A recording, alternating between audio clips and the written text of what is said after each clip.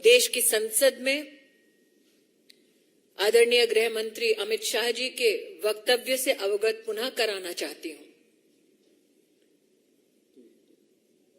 गृह मंत्रालय की ओर से मणिपुर में कानून व्यवस्था के संदर्भ में, आंतरिक सुरक्षा के संदर्भ में देश के माननीय गृह मंत्री जी दोनों सदनों में चर्चा के लिए तैयार हैं। हम अचंभित हैं कि विपक्ष मणिपुर पे चर्चा से भाग रही है। देश की जनता जनप्रतिनिधियों को संसद में चुनकर इस दायित्व के साथ लाती है कि गंभीर मुद्दों पर संवैधानिक और सुरक्षा और साथ ही साथ राष्ट्रीय मुद्दों पर हम संसद में चर्चा करें। भारतीय जनता पार्टी के कार्यकर्ता आज राष्ट्र को आश्वस्त करना चाहते हैं कि देश के गृह मंत्री दोनों सदनों में चर्चा के लिए तैयार हैं। प्रश्न ये उठता है कि विपक्ष मणिपुर से संबंधित घटनाओं पर चर्चा करने की बजाय उस चर्चा से संबंधित मंत्री द्वारा चर्चा से क्यों भाग रही है। I'll now leave the floor open for questions.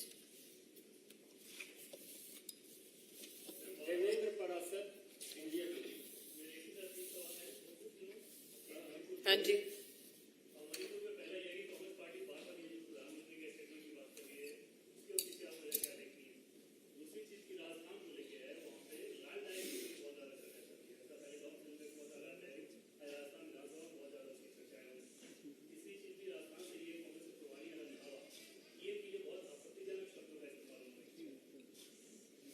आपके 3 प्रश्न हैं विविध विषयों पर।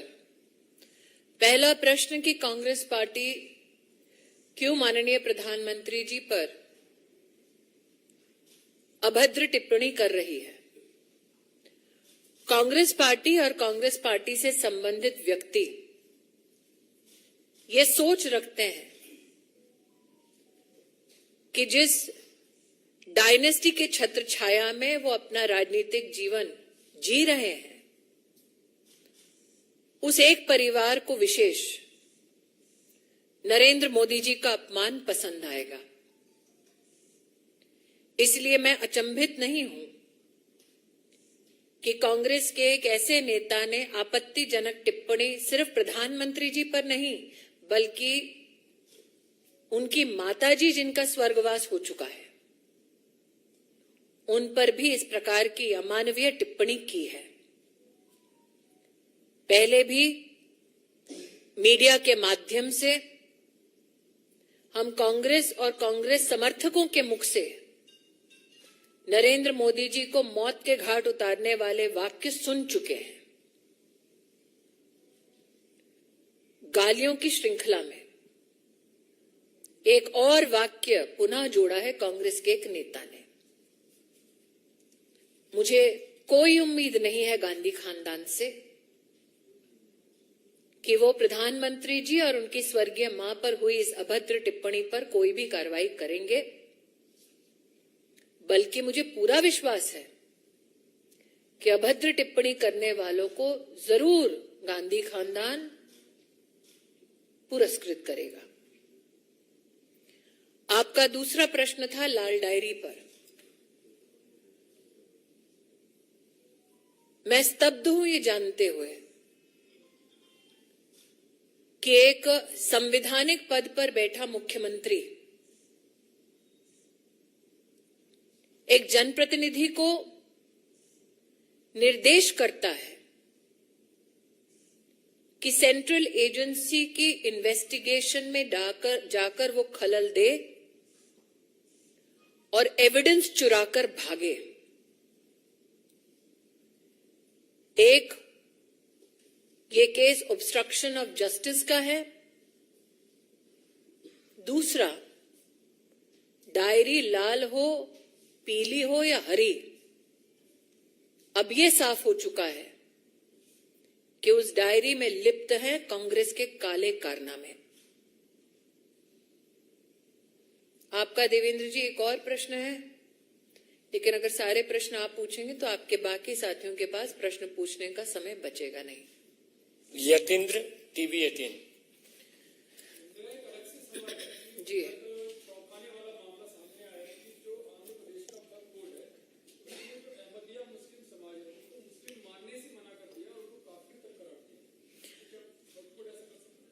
मंत्रालय में अहमदिया समुदाय से निवेदन प्राप्त हुआ कि उन्हें एक राज्य के वक्फ बोर्ड ने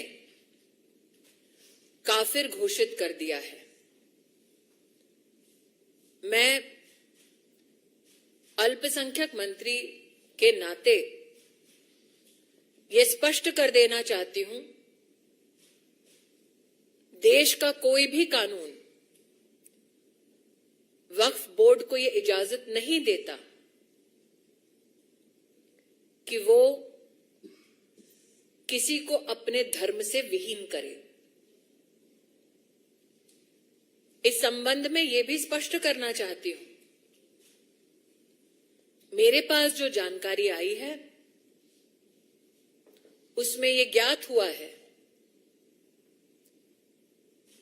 कि किसी एक नॉन स्टेट एक्टर एक संगठन के फतवा को सरकारी ऑर्डर में तब्दील किया गया है। यह भी संविधान और एक्ट ऑफ पार्लियामेंट के विरुद्ध है। हमने प्रदेश की सरकार से गुजारिश की है कि वो संबंधित वक्फ बोर्ड के संदर्भ में कार्रवाई करके हमें सूचित करें। नीलू रंजन, दैनिक जागरण। छत्तीसगढ़ में लेवी घोटाला और शराब घोटाला तमाम आ रहा था, अब गोबर घोटाला सामने आया और कहा जा रहा है कि कई 100 करोड़ रुपए उसमें घोटाला किए गए। तो इसमें हाल ही का जो गठबंधन हुआ है विपक्ष का, वो गठबंधन इतना अनोखा कि अब कोई चारा खाता है, कोई गोबर। तो ये तो छत्तीसगढ़ की सरकार को स्पष्ट करना होगा कि हमने सुना था पहले शराब में घोटाला करते हैं, अब गोबर में भी करने लगे।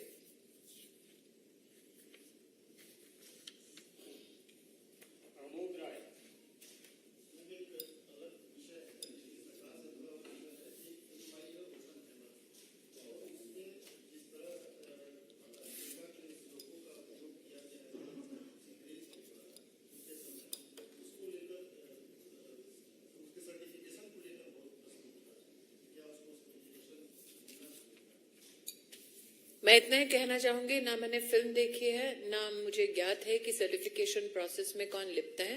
निश्चित रूप से सूचना प्रसारण मंत्रालय इस पर न सिर्फ टिप्पणी कर सकता है बल्कि कार्रवाई भी। नीरज पांडे। मैडम, आपने संसद सदन का चर्चा की, क्या आपको लगता है कि दीपक इसलिए सदन से बहुत भाग रहा है चर्चा में चर्चा करें तो छत्तीसगढ़, राजस्थान और पश्चिम बंगाल जैसे मुद्दों पर भी चर्चा करनी चाहिए?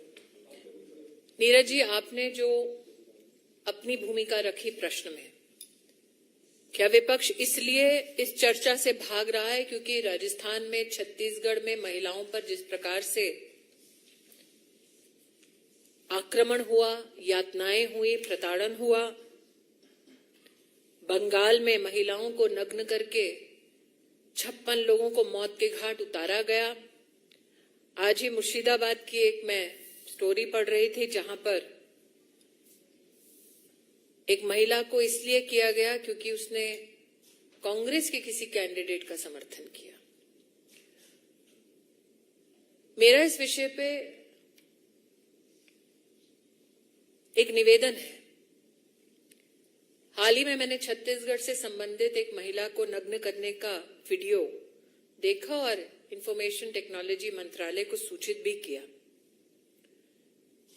यह सत्य है कि कांग्रेस पार्टी इस चर्चा से इसलिए भाग रही है क्योंकि उन्हें जवाबदेही सुनिश्चित करनी होगी कि उनके राज्य में जब महिला की प्रताड़ना होती है तब वो चुप्पी साधकर क्यों बैठते हैं। लेकिन आज मैं एक अपील करना चाहूंगी, stop using crime against women as instruments to settle political scores.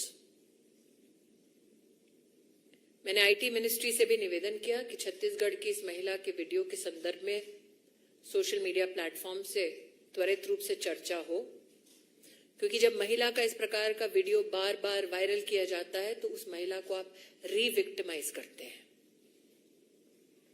तो सोशल मीडिया प्लेटफॉर्म से छत्तीसगढ़ का ये वीडियो आया है। मैंने अपील की है आईटी मिनिस्ट्री से कि उसको तुरंत हटवाया जाए ताकि महिला का रीविक्टिमाइजेशन ना हो। क्यों कांग्रेस के एक कार्यकर्ता का समर्थन करने के लिए बंगाल की एक महिला को नग्न किया जाता है और कांग्रेस चुप बैठती है? ये तो स्पष्ट है नीरज जी, उनके लिए सत्ता इंसाफ से ज्यादा प्रिय है।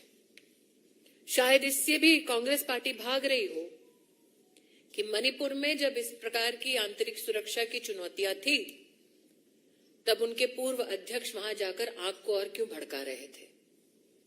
मैं तो पुनः अपील करूंगी कि इस सेंसिटिव मुद्दे पर आज गृह मंत्री जी ने स्पष्ट कहा कि आइए सदन में चर्चा कीजिए, वो सदन में चर्चा के लिए तैयार है। मैं पुनः कहती हूं कि मैं स्तब्ध हूं कि मणिपुर की सच्चाई से विपक्ष क्यों भाग रही है। ऐसा क्या है जो विपक्ष नहीं चाहती देश जाने।